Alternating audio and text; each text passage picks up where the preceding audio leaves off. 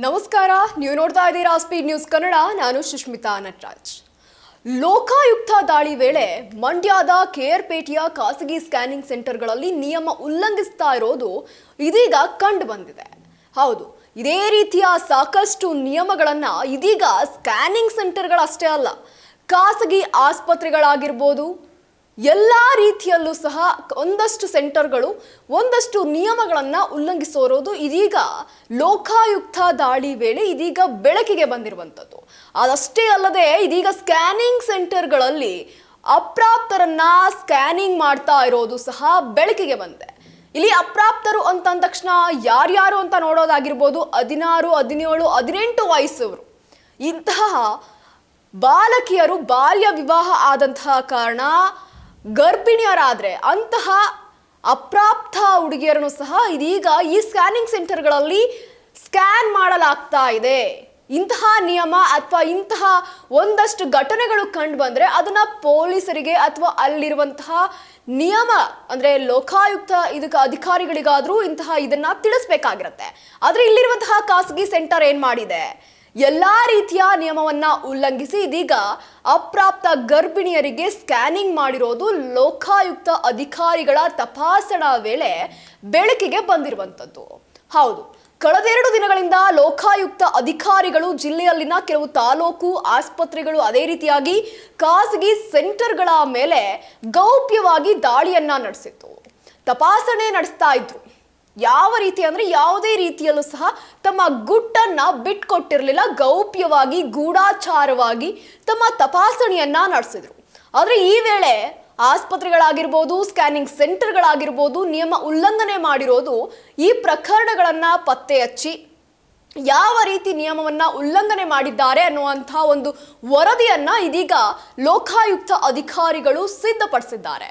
ಈ ವರದಿಯಲ್ಲಿ ಕೇವಲ ಇದೊಂದೇ ಘಟನೆ ಅಲ್ಲ, ಇಂತಹ ರೀತಿಯ ಒಂದಷ್ಟು 16 ಆತಂಕಕಾರಿ ಸಂಗತಿಗಳು ಸಹ ಬಯಲಾಗಿವೆ. ದಾಳಿ ವೇಳೆ ಸರ್ಕಾರಿ ಆಸ್ಪತ್ರೆಗಳು, ಡಿಎಚ್ಒ ಕಚೇರಿಯಲ್ಲಿನ ಹಲವು ನ್ಯೂನ್ಯತೆಗಳು ಲೋಕಾಯುಕ್ತ ಅಧಿಕಾರಿಗಳು ಇದೀಗ ಗಮನಿಸಿರುವಂಥದ್ದು.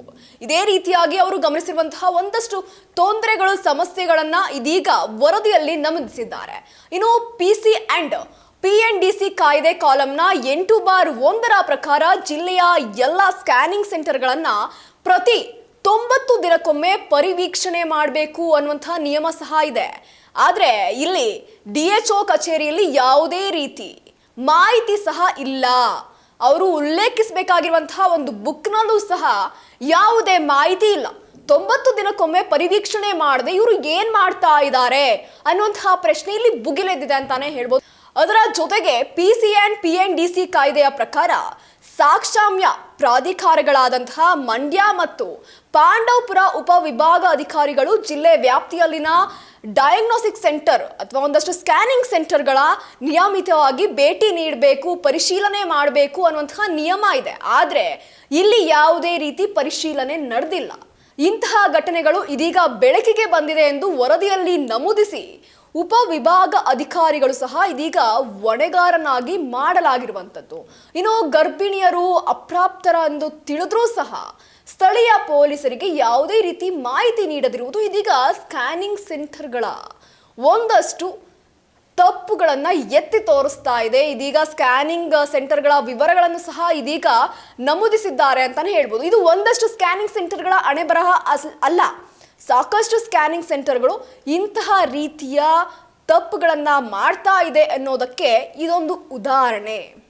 ಯಾವುದೇ ರೀತಿಯಲ್ಲೂ ಸಹ ಬಾಲ್ಯ ವಿವಾಹ ಬೇಡ ಅಂತ ಹೇಳ್ತಾರೆ, ಆದರೆ ತಪ್ಪು ಮಾಹಿತಿಗಳನ್ನ ನೀಡಿ ಆಧಾರ್ ಕಾರ್ಡ್ನಲ್ಲಿ ಇರುವಂತಹ ಡೇಟ್ ಆಫ್ ಬರ್ತ್ಗಳನ್ನ ಚೇಂಜ್ ಮಾಡಿಕೊಂಡು 1 ವರ್ಷ 2 ವರ್ಷ ದೊಡ್ಡವರು ಈ ರೀತಿ ಗುರುತಿಸ್ಕೊಂಡು ಮದುವೆಯನ್ನ ಮಾಡಿಬಿಡ್ತಾರೆ.